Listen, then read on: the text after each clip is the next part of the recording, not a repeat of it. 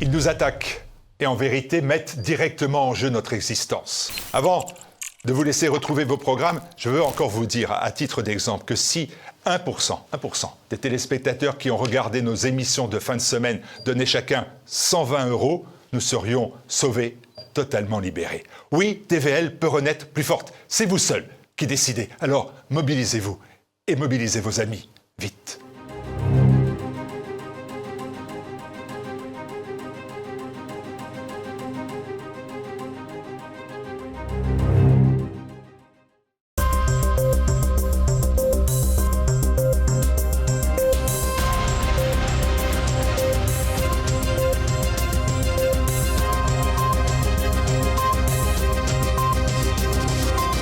Madame, Monsieur, bonsoir. À la une de cette édition, la guerre entre Israël et l'Iran suspendue à la décision de Donald Trump d'engager ou non les États-Unis. Nous reviendrons ensuite sur le Forum économique de Saint-Pétersbourg, vitrine de la stratégie commerciale russe.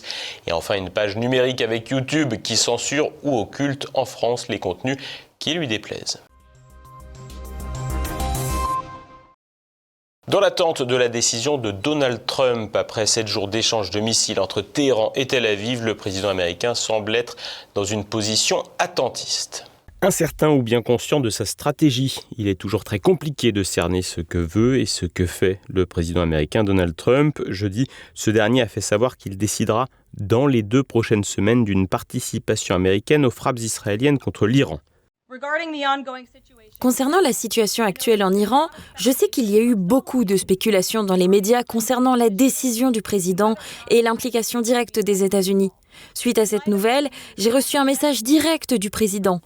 Compte tenu de la forte probabilité que des négociations aient lieu avec l'Iran dans un avenir proche, je déciderai d'y aller ou non dans les 2 prochaines semaines. C'est une citation directe du président pour vous tous aujourd'hui. Cette déclaration, rapportée par le porte-parole Karoline Leavitt, souligne une stratégie d'attente et un positionnement ambigu qui contraste avec l'urgence des frappes israéliennes qui ont mobilisé plus de 50 avions de combat pour cibler des sites nucléaires et industriels à Téhéran, faisant déjà des centaines de morts civiles.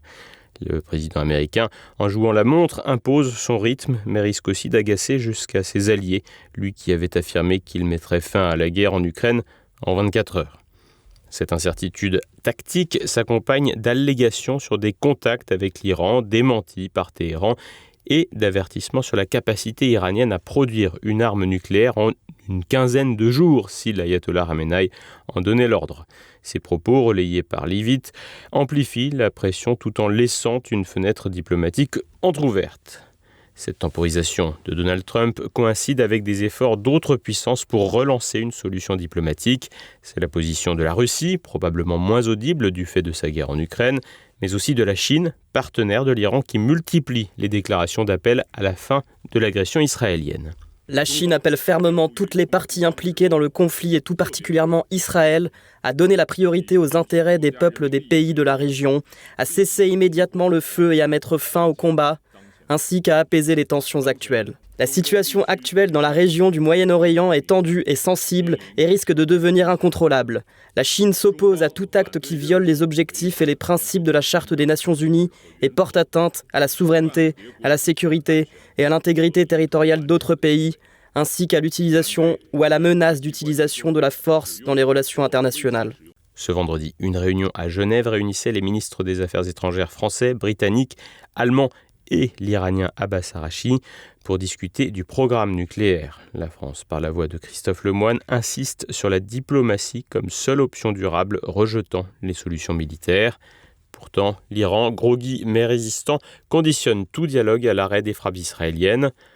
En jouant sur les 2 tableaux, menaces militaires et ouverture diplomatique, Trump impose son calendrier, influençant les dynamiques régionales. Alors qu'Israël intensifie ses raids et que l'Iran riposte, le président américain, par son attentisme qui semble calculé, reste le maître du temps au risque d'une escalade incontrôlée, d'un discrédit sur la scène internationale et d'une déception aussi bien parmi ses partisans isolationnistes que parmi les néocons. Coup de projecteur sur le Forum économique de Saint-Pétersbourg, vitrine de la stratégie commerciale russe dans un contexte de sanctions et de conflits au Proche-Orient.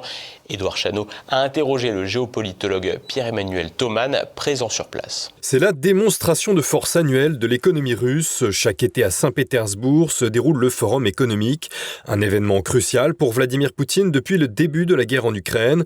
Le dirigeant russe veut en effet y promouvoir l'intégration de son pays dans le commerce mondial, en dépit des sanctions occidentales. Cette année, entre les tables rondes géoéconomiques et les stands dévoilant les produits des régions russes, 20 000 représentants de 140 pays du monde entier sont présents, soit autant qu'avant le conflit. En 2024, le Kremlin avait annoncé la signature de 1073 accords pour un montant total de près de 70 milliards d'euros. Mais depuis l'année dernière, le monde continue de basculer. Lors de son discours devant les agences de presse internationales mercredi soir, Vladimir Poutine a plaidé pour des valeurs partagées, fondement selon lui de la croissance dans un monde multipolaire, tout en admettant que les prévisions d'un ralentissement du commerce mondial pouvaient être justifiées en raison des conflits actuels. Cet objectif, c'est de chercher ensemble une voie pour surmonter toutes ces difficultés et d'une manière ou d'une autre influer sur la situation de l'économie mondiale. Le fait de pouvoir échanger ensemble, le fait de pouvoir signer une quantité importante d'accords, de textes, de traités, de protocoles constitue l'objectif de base de notre travail. Et bien entendu, les conditions actuelles ne sont pas simples. Je ne vais pas toutes les citer, mais il y a des conflits armés,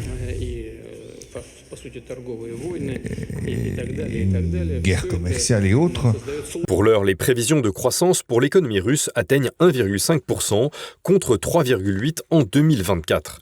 Hier, le ministre russe de l'économie Maxime Rechetnikov soulignait ce ralentissement et prévenait d'un risque de récession, mais que l'État ferait le nécessaire pour l'éviter. L'inflation, quant à elle, reste importante entre 6 et 8%, mais le constat est là. L'écroulement espéré par l'Occident et ses Mozart de la finance n'a pas eu lieu. La Russie s'est adaptée et s'en sort grâce à ses hydrocarbures, mais aussi grâce à son complexe militaro-industriel, son secteur nucléaire, à son agriculture et à ses débouchés, principalement indiens et chinois. Le commerce avec Pékin a ainsi frôlé les 300 milliards de dollars en 2024, un record. Présent au forum pour une intervention sur les conséquences de la Seconde Guerre mondiale, le géopolitologue Pierre-Emmanuel Thoman, fondateur du site Eurocontinent, se dit impressionné par la stratégie russe de substitution à l'économie occidentale. Il y a aussi une stratégie interne, un véritable patriotisme économique avec une stratégie de substitution des produits qui étaient auparavant importés des pays occidentaux. Au forum, on voit, il y a un stand Lada avec des tout nouveaux modèles de voitures, de 4x4. Il y a aussi un énorme stand sur la production de vin, Vinograd, où on peut goûter les différents vins russes qui montent en puissance, non seulement en production mais aussi en qualité. Et il y a l'accent aussi sur les nouvelles technologies, les drones, les machines-outils. Alors, il y a la question énergétique est aussi importante. Ils sont extrêmement présents aussi au forum. Avec l'Ukraine, les corridors de transport Est-Ouest diminuent, sont mis en difficulté. Et la Russie fait la promotion des corridors de transport alternatifs en Eurasie. Des corridors alternatifs vitaux qui sont à leur tour menacés. En effet, le conflit qui vient d'éclater entre l'Iran et Israël menace dangereusement le nouvel axe commercial multimodal nord-sud reliant Saint-Pétersbourg à l'océan Indien, développé par Poutine et dont l'Iran était jusqu'ici un partenaire central. Une menace à laquelle s'ajoute potentiellement celle de l'interdiction d'importer du gaz russe au sein de l'UE, annoncée hier par la Commission européenne et Ursula von der Leyen. Mais selon Pierre-Emmanuel Thoman, pas de doute, Bruxelles a échoué et échoue encore à mettre en difficulté Moscou. Elle ne réussit pas à mettre en difficulté l'économie russe, car la Russie a des partenariats alternatifs, vend son gaz et son pétrole aux pays d'Eurasie, le sud global. La Russie développe son économie, consomme aussi pour sa part une partie de sa production. Et donc je pense qu'à long terme, cette stratégie va sans doute échouer, notamment aussi parce que les États-Unis ne semblent pas être en phase avec les Européens sur cet aspect. Et on peut peut-être même s'attendre à des coopérations renforcées dans le cadre d'une sortie de conflit en Ukraine. D'ailleurs, au forum, il y a une discussion sur les relations entre la Russie et les États-Unis. Donc il y a des négociations qui sont en cours. En effet, si la guerre au Moyen-Orient attire tous les regards, la présence d'une délégation américaine à Saint-Pétersbourg, certes discrète, aurait pu attirer davantage d'attention. Quelques hommes d'affaires venus des États-Unis sont présents et discuteront des conditions du rétablissement de la coopération entre la Russie et les États-Unis. La Russie multiplie ses initiatives, quitte d'ailleurs à travailler pour résoudre ses propres faiblesses culturelles, ce que Pierre-Emmanuel Thoman a observé avec intérêt. Alors, le Forum économique de Saint-Pétersbourg, évidemment, cherche à montrer les aspects positifs de la stratégie géoéconomique de la Russie, sa stratégie de substitution. Mais évidemment, il y a aussi un héritage difficile à gérer, l'héritage de l'URSS, où pendant cette longue période, les entrepreneurs avaient des difficultés. Mais il y a aussi des discussions, par exemple, sur la compatibilité ou l'incompatibilité entre le fait d'être orthodoxe, la religion orthodoxe, et être entrepreneur. C'est intéressant parce que certains intervenants, par exemple, font la promotion d'une nouvelle forme de commerce basée sur l'éthique, en lien avec sa stratégie multipolaire d'équilibre géoéconomique, mais aussi de respect, de diversité des civilisations. Visiblement, dans les affaires comme à la guerre, la Russie mise sur le temps long. Et merci à Pierre-Emmanuel Thoman qui nous a d'ailleurs transmis ses propres images. YouTube à présent qui censure ou cache en France les contenus qui lui déplaisent, c'est ce qui ressort d'une commission d'enquête parlementaire de l'Assemblée nationale. Les explications de Nicolas de Lamberterie. Depuis plusieurs jours, une commission parlementaire de l'Assemblée nationale française effectue une série d'auditions relatives aux effets pervers des réseaux sociaux sur les enfants. Cette commission agit en parallèle de la communication du président Macron, qui affirme depuis plusieurs semaines vouloir régenter les réseaux sociaux pour en réduire l'usage aux enfants. Sauf que voilà, sous couvert de bonnes intentions, les mesures prises auront pour conséquence de fliquer l'ensemble de la population avec un système d'identification pour tout le monde, tandis qu'en parallèle, d'autres ministres parlent d'interdire l'argent liquide pour soi-disant lutter contre le trafic de drogue, ou généraliser la vidéosurveillance en guise de réaction aux émeutes qui ont dévasté Paris après la finale de la Coupe d'Europe de football. Lors de l'une de ces auditions, le responsable de YouTube France, Thibaut Guiroy, a expliqué qu'en plus de censurer les contenus illégaux, sa plateforme modifiait son algorithme afin de rendre invisibles les contenus considérés comme indésirables. Dans un second temps, on va réduire les contenus qui ne violent ni la loi française. Vous savez qu'on a deux grilles de lecture pour revoir les contenus selon YouTube. On a la loi française et les conditions d'utilisation, le règlement de la communauté sur la plateforme. Et parfois, on n'est pas en capacité de supprimer des contenus qui sont potentiellement nuisibles ou qu'on ne souhaiterait pas voir recommandés, mais qui ne franchissent ni la ligne de la loi française, ni nos conditions d'utilisation. Et dans ce cas-là, ce qu'on peut faire, ce qu'on peut mettre en place, c'est de réduire la viralité et la visibilité de ces contenus en ne les recommandant plus.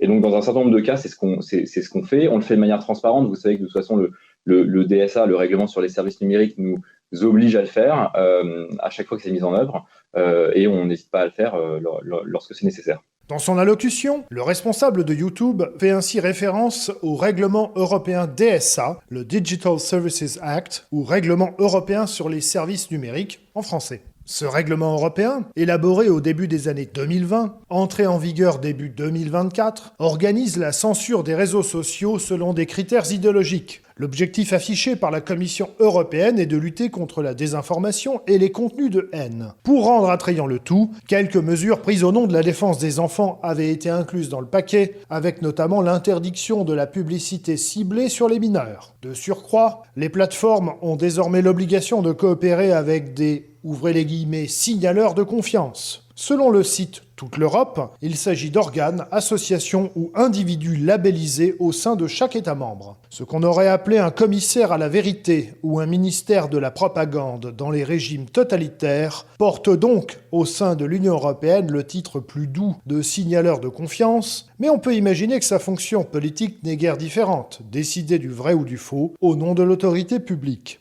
En cas de non-respect de la directive DSA, Des sanctions très lourdes sont envisagées pour les médias sociaux, avec des amendes pouvant atteindre jusqu'à 6% de leur chiffre d'affaires et même une suspension provisoire du droit d'émettre au sein de l'Union européenne. Sans surprise, c'est Twitter, désormais appelé X, racheté par Elon Musk, qui est la principale cible du règlement DSA, ainsi qu'en parallèle TikTok, média social chinois, qui n'est pas sous le contrôle des officines occidentales. Concrètement, ce type de réglementation DSA particulièrement floue et ouvrant la porte à des sanctions arbitraires entraîne surtout une explosion de la censure préventive effectuée par les réseaux sociaux dans le but d'éviter de lourdes sanctions par la Commission européenne. Tout ceci avait déjà été évoqué par Claude Cholet sur TV Liberté à l'automne 2023, lorsque nous vous informions de ce qui allait se produire en termes de censure directe ou indirecte. Que dit le DSA ? Sous prétexte de lutter contre la mainmise des GAFAM sur les réseaux sociaux, l'Union européenne veut renforcer la censure. Comment ? En imposant aux réseaux sociaux, les grands réseaux sociaux, des algorithmes particuliers qui permettront de contrôler, j'ouvre les guillemets, les discours de haine et la désinformation. Que veut dire l'Union européenne par la lutte contre la haine et la lutte contre la désinformation ? C'est tout ce qui est contraire aux règles de la communauté. Vous pouvez mettre des guillemets où vous voulez. En réalité, tout ça, c'est un rideau de fumée, non pas pour encourager le pluralisme, mais pour, entre guillemets, protéger le bon peuple des mauvaises influences. Et si le bon peuple est protégé des mauvaises influences, eh bien, il consommera bien, il s'informera bien et il votera bien. Donc le DSA et le Medium Freedom Services Act, c'est la deuxième partie, le complément du DSA, qui vont rentrer en vigueur progressivement en 2023 et complètement en 2024, bien loin de favoriser le pluralisme et la liberté d'expression, vont les combattre sous couvert de bonnes intentions. On le voit donc, le contrôle des médias sociaux est devenu une obsession pour les gouvernants qui ne peuvent que prendre un tournant autoritaire pour faire face à leur impopularité ou à l'absence de confiance des citoyens dans les relais d'information officiels ou autorisés par le régime. Dans le cas français, le concept de médias autorisés est devenu d'autant plus vrai avec la fermeture de la chaîne de télévision C8, alors que certaines de ces émissions rencontraient pourtant un grand succès d'audience. Sur Internet, les médias dits alternatifs subissent régulièrement différentes formes de censure, et TV Liberté n'échappe pas à la règle, comme le savent bien ses auditeurs fidèles et malgré tout toujours plus nombreux. Pire encore, la non-maîtrise des médias sociaux par le régime est désormais, comme on l'a vu en Roumanie, le prétexte à purement et simplement annuler des élections lorsque le résultat ne correspond pas aux attentes. Le tout éloigne un peu chaque jour l'Occident des valeurs démocratiques dont il se réclame pourtant bruyamment et voit la supériorité morale dont il aime tant se réclamer s'effriter sous les yeux d'un Sud global qui semble aspirer à échapper à son contrôle, voire à venir chercher le dépouiller en constatant son déclin.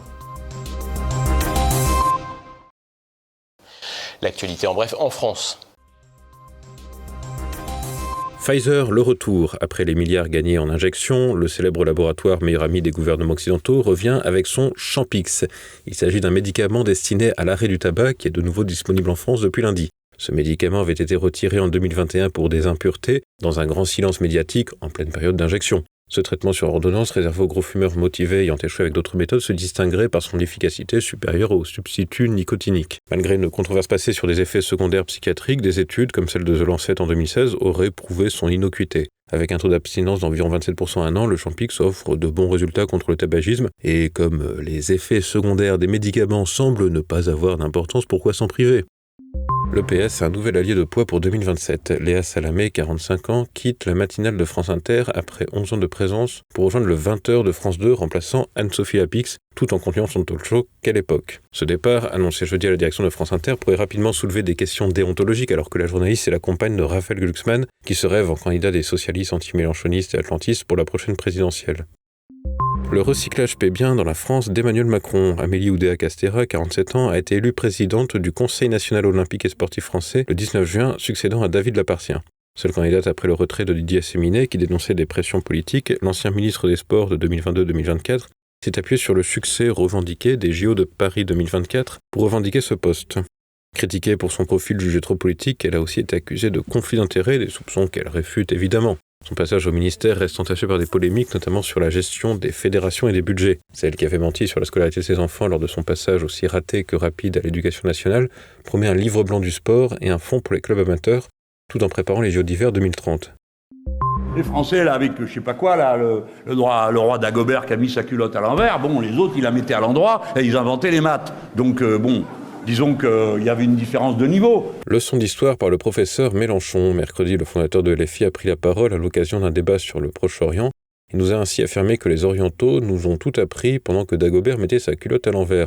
Ce qui le décrédibilise et qu'il semble prendre au sérieux la célèbre chanson et ignorer qu'il s'agit d'un texte satirique écrit au XVIIIe siècle et visant non pas le roi mérovingien en personne, mais plus largement le pouvoir royal. Le petit père des Insoumis enchaîne les incohérences parlant des musulmans qui auraient inventé les maths, laissant entendre qu'il ne connaît pas les Grecs Pythagore et Thalès, ou encore de Saladin qui nous aurait appris à construire des cathédrales. Là encore, il ignore peut-être que les premières cathédrales ont été construites avant la naissance de Saladin au XIIe siècle et qu'elles sont la continuité des églises abbatiales remontant à l'époque carolingienne. Un conseil pour les lycéens en plein baccalauréat, apprenez l'histoire avec d'autres sources.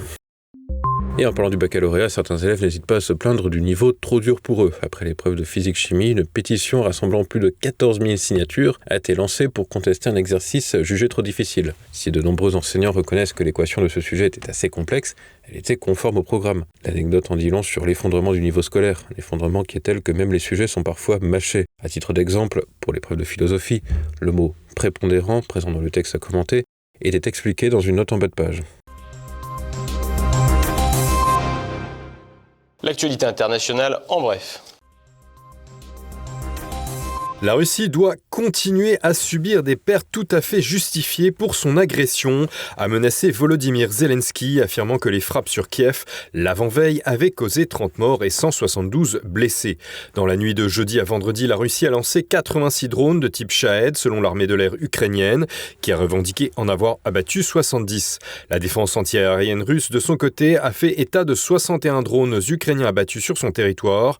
L'armée russe a de surcroît signalé des tentatives d'infiltration ukrainienne à la frontière dans la région de Koursk. Dans le Donbass, la lente pression de Moscou continue. L'encerclement de la ville de Pokrovsk se poursuit. 21 civils tués à Gaza alors qu'ils étaient venus chercher de l'aide humanitaire, selon la défense civile de l'enclave. 6 personnes ont été tuées près de Netzarim, dans le centre de celle-ci, et 15 autres près de Khan Younes, au sud. Tsahal plaide non coupable, indiquant avoir tiré des coups de semonce sur des suspects, mais qu'elle n'avait pas connaissance de blessés.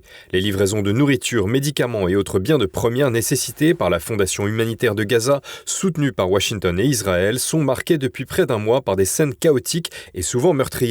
397 personnes auraient été tuées et plus de 3000 autres blessés en tentant d'atteindre les points de distribution d'aide, selon le dernier bilan du ministère de la Santé palestinien.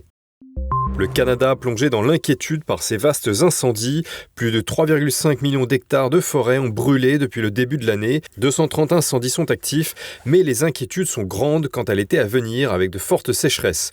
Au cours des dernières années, une stratégie nationale a été instaurée pour lutter contre ces incendies et des progrès technologiques ont été observés.